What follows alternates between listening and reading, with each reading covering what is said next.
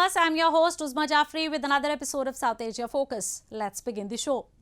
In line with India's outreach efforts towards the neighbours, New Delhi recently hosted Maldivian President Ibrahim Mohamed Solih and extended a $100 million line of credit to the archipelago nation. The two countries have been closely working since Solih took office and have pledged to further strengthen their ties.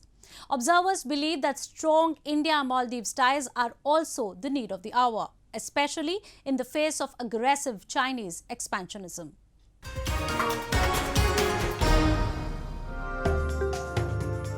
In the backdrop of the rapidly evolving global geopolitical dynamics and their ripple effects in the Indian Ocean, New Delhi hosted the President of the Maldives, Ibrahim Mohamed Solih, in capital New Delhi.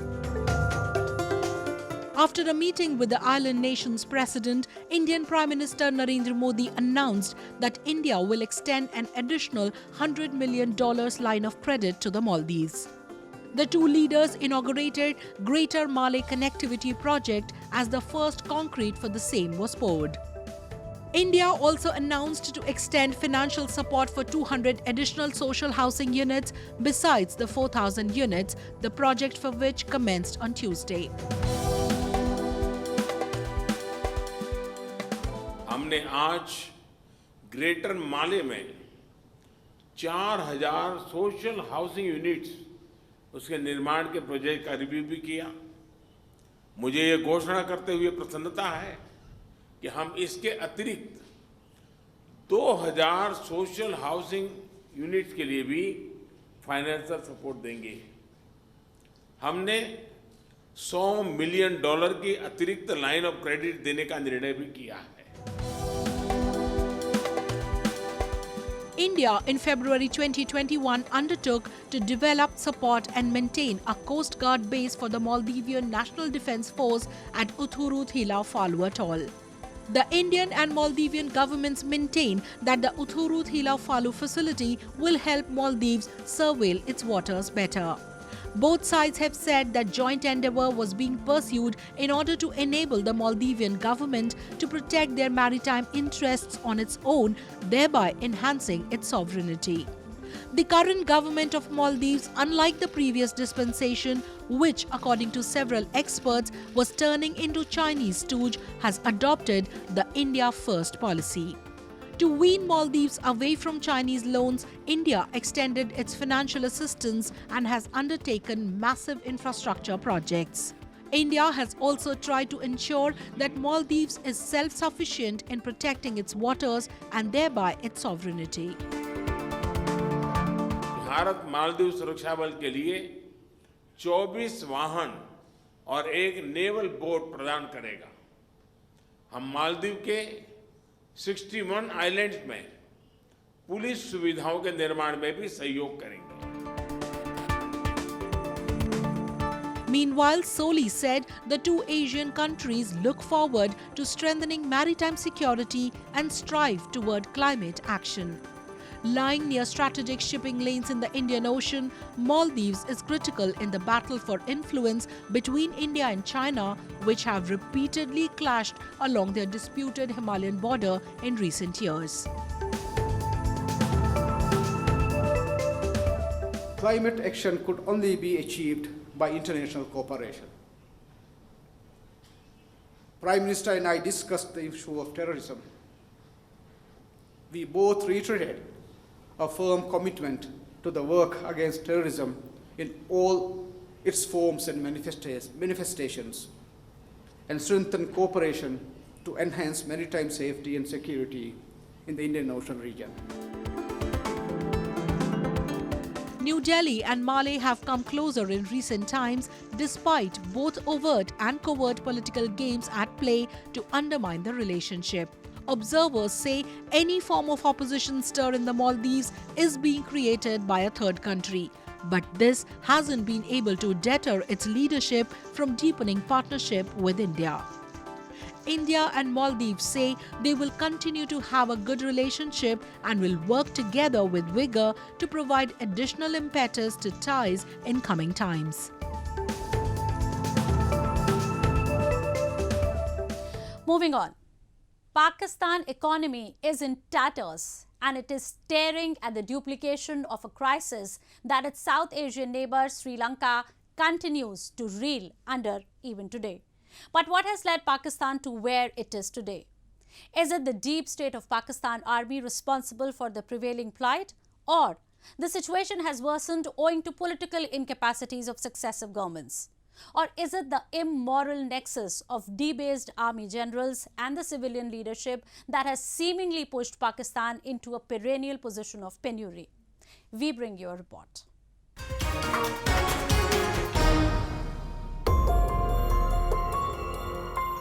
"75 years of independent Pakistan polity have been tumultuous and turbulent. Oscillating between military rule and civilian governments, the country, till date, has failed to witness even one complete 5-year tenure by any one of its prime ministers. Far from the lofty ideals based on which the Pakistan state was founded, the constant tug-of-war between the army and self-serving politicians has pushed the Islamic Republic towards a bleak future. The last few years in Pakistan's timeline have been unstable, with constant toppling and reinstating of governments, which have led to serious economic uncertainty and investor anxiety. With depleting foreign currency reserves and rising inflation, the Islamic Republic is now on the brink of economic collapse. Inflation in Pakistan rose to 21.3% in June this year, the highest since December of 2008, when inflation stood at 23.3%. Fuel prices have skyrocketed, and people are paying as much as 248 Pakistani rupees for 1 liter of petrol, and 263 Pakistani rupees for a liter of diesel. लाजमी सी बात है, अब महंगाई बढ़ती चली जाएगी, बेरोज़गारी होती चली जाएगी, लोग मर रहे हैं, लोग खुदकुशी कर रहे हैं, तो थोड़ा सा हमारे हुक्मरानों को सोचना चाहिए कि डॉलर पे कंट्रोल करें. According to the United Nations Development Program, Pakistan is facing a debt in excess of 250 billion USD. This massive debt is the outcome of many compounding factors, including the decline of the Pakistani rupee and investments of millions of USD for the China-Pakistan Economic Corridor, CPEC. Further, the low ranking by international rating agencies, coupled with the grey listing of Pakistan by the Financial Action Task Force, has kept foreign investors away from the country. The crisis is a direct consequence of the absence of any stable government in Pakistan and constant interventions of the unaccountable Pakistani army into matters of civilian life. The army's interference in the country's non-military affairs ultimately led to societal instability and the severe economic slowdown the country is currently facing. Additionally, repeated and continuous government mismanagement and corruption have further added to the country's crisis.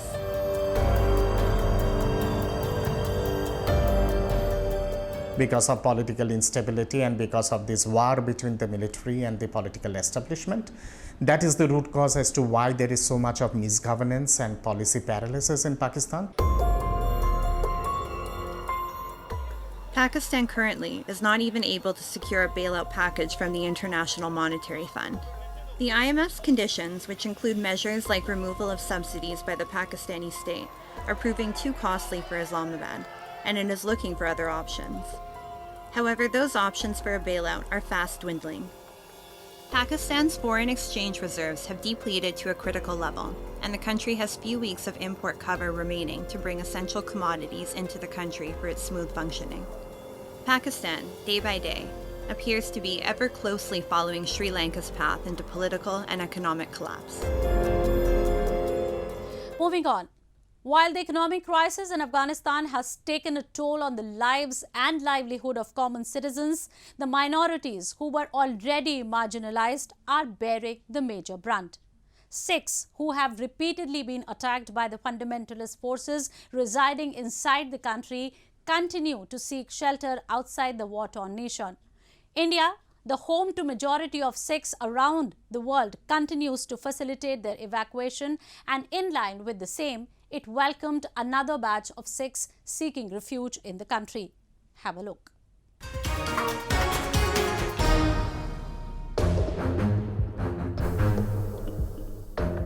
It's been a year since the Taliban swept to power in Afghanistan.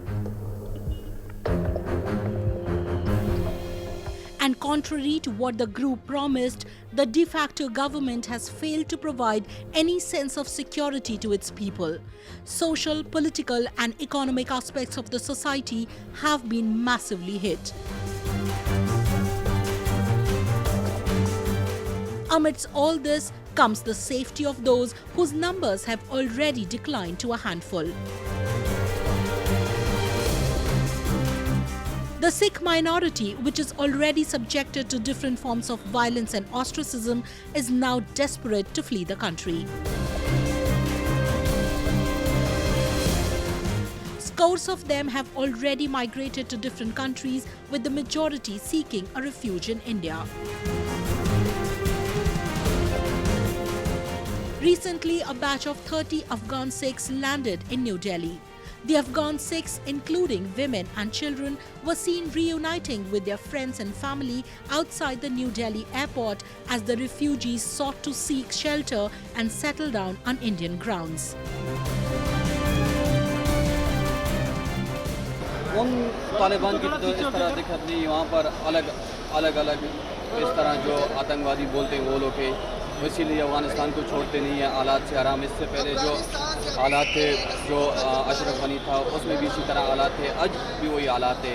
ये खास इसलिए ये कर रहे हैं government को बदनाम के लिए, सिखों को टारगेट करना, गैर मजहब लोगों को टारगेट करना उन लोगों का मिशन है।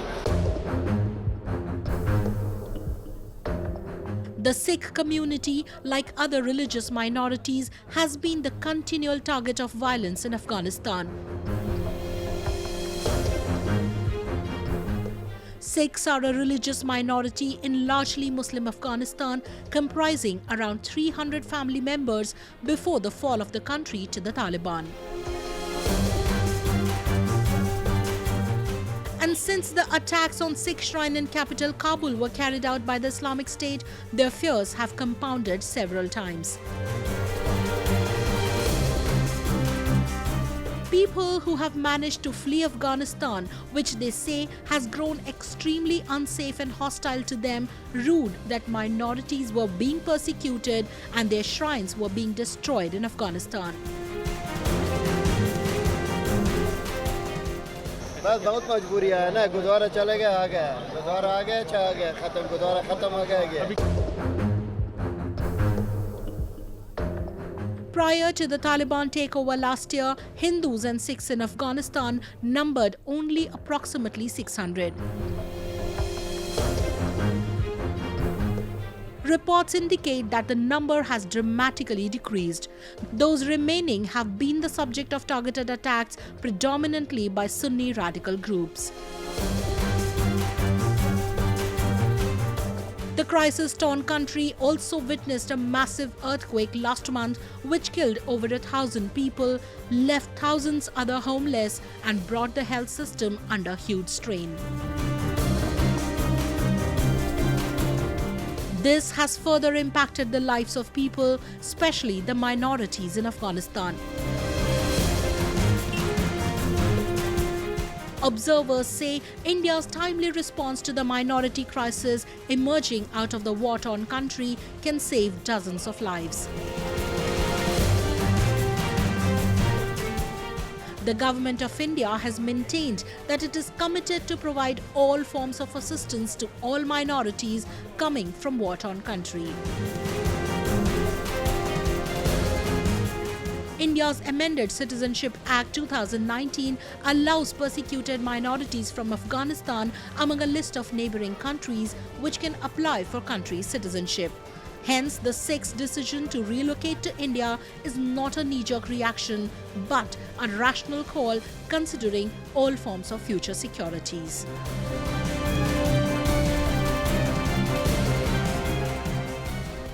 Time now for Asia This Week, the stories from across the continent.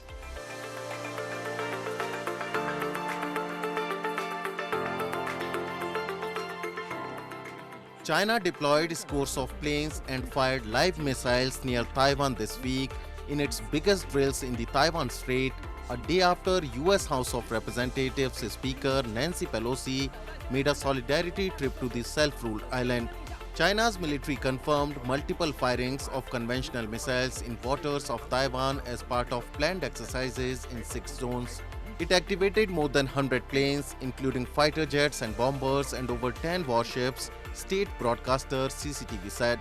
Taiwan's defense ministry said it has scrambled jets to warn away 22 Chinese fighter aircraft that crossed the Taiwan Strait median line into its air defense zone, and said troops fired flares late on Thursday to drive away 4 drones that flew above the area of its Kinmen Islands of the southern eastern coast of China.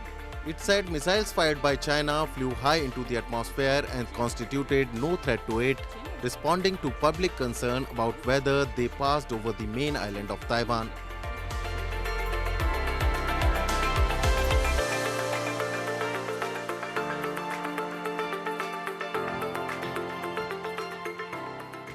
A top general of the US Army Pacific pledged in Indonesia to uphold a free and open Indo-Pacific after presiding over the opening ceremony of a joint military drill with the Southeast Asian nation. Named the Super Garud Shield, it is the biggest military training exercise ever hosted by 2 countries. At least 5,000 troops from 14 countries, including Australia, Japan and South Korea, are participating, according to the Indonesian military. The military drills, which run from August 1 to 14, are taking place amidst heightened tensions in East Asia, with US House of Representatives Speaker Nancy Pelosi visiting Taiwan despite furious objections from Beijing.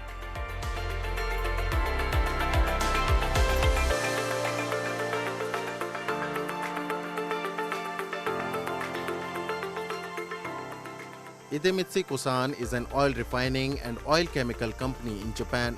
With the world's most urgent mission being carbon neutralization by 2050, Japanese firms like Idemitsu is trying to change their industrial constitution in order to become carbon neutral.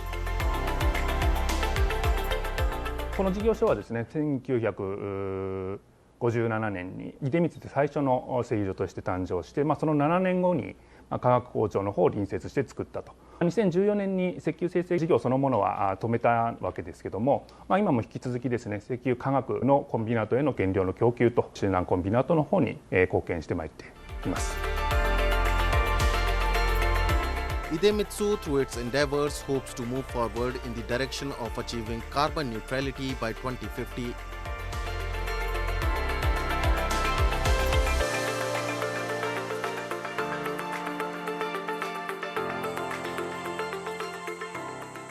Global warming is a serious problem around the world. This makes summers around the world much hotter than they should be. In Tokyo, different companies are slowly and steadily developing heat protection equipment and are coming up with a variety of ideas. This jacket looks like an ordinary suit jacket from the front. However, there is something which makes it unique. This jacket has 2 fans installed in the back. 表地と裏地の2枚ものになってまして、その間を空気が流れまして、メッシュの方から風が抜け出ているという構造になっています。作業着というイメージが強かったファン付けウェアなんですけども、もっとその一般のユーザー様にも、いろんなアイテムを着用していただきたいと。Clothes with patterns gives a cool look to the jacket. These prints are developed using a special printing technology and contains a cold element called xylitol. Heat stroke is a serious problem of summer season in Japan. Watch type sensor is designed to set an alarm by detecting core body temperature before getting heat stroke. The problems created by global climate change are being solved by introducing carbon neutral strategies and products like these that can help citizens beat the heat.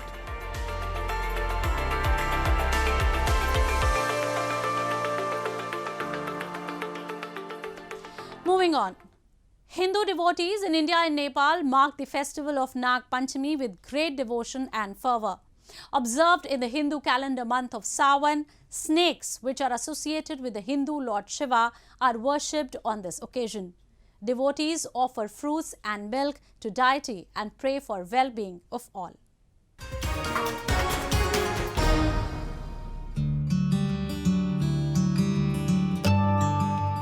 Hindu devotees across India flock to Shiva temples to celebrate the auspicious festival of Nag Panchami with religious fervour. Nag Panchami is a day dedicated to snakes and is celebrated every year on the 5th day of the fortnight leading to the full moon during the holy month of Sawan. There are various religious beliefs, but the most popular one is that on this particular day, Lord Krishna triumphed over Kaliya, the most venomous snake, marking the end of the serpent's reign of terror. हम लोग अपनी मनोकामनाएं पूरी करने के लिए हम लोग नागवासी दर्शन करने आते हैं नाग पंचमी पे, और यहाँ पे बहुत सारी लोगों की मन्नतें पूरी होती है, इसलिए हम लोग यहाँ पे दर्शन करने आते हैं और हर साल आते हैं हम लोग दर्शन करने. On the day of Nag Panchami, devotees offer special prayers and feed milk to snakes. Many among them observe a fast throughout the day, and there is a general belief that feeding milk to snakes rids people of their problems. Moreover, farmers are also advised to avoid ploughing or digging the earth on this auspicious occasion, as it could harm and anger the snakes which reside underneath. Meanwhile, at Sri Mahakaleshwar temple in India's Ujjain city, priest bathed Shivling with ash, performed special prayer and placed the statue of Sheshnag or serpent god in the temple. भस्म स्नान के पश्चात भगवान को शेष नारायण धारण कराया गया. यही शेष का दर्शन करना आज के दिन सभी भक्तों के लिए बड़ा महत्वपूर्ण है. In Nepal too, Nag Panchami is celebrated with great devotion. A large number of devotees visited the famous Nag Pokri pond in capital Kathmandu to appease snakes and Lord Shiva with special offerings of milk, fruits, dubo grass, flowers with red vermilion powder. They were stunned to see a live monocled cobra in a basket brought by a snake charmer on the premises of Nag Pokri, coinciding with the festivity of the occasion. एकदमै आनन्दित. मैले सोचेको पनि थिएन कि मैले आएर आज नाग देवतालाई यसरी दुध खुवाएर मेरो हातबाट दुध खुवाउँदाखेरि उहाँले खानुहुन्छ भन्ने मैले सोचेको पनि थिएन. यति आनन्द आयो कि कुरै नगर्नुस् न. साथसाथ नाग देवता प्रकट भए जस्तै लाग्यो. आज चाहिँ मलाई एकदमै आनन्द आयो. Nag Panchami is also regarded as the festival to strengthen the bond between humans and nature.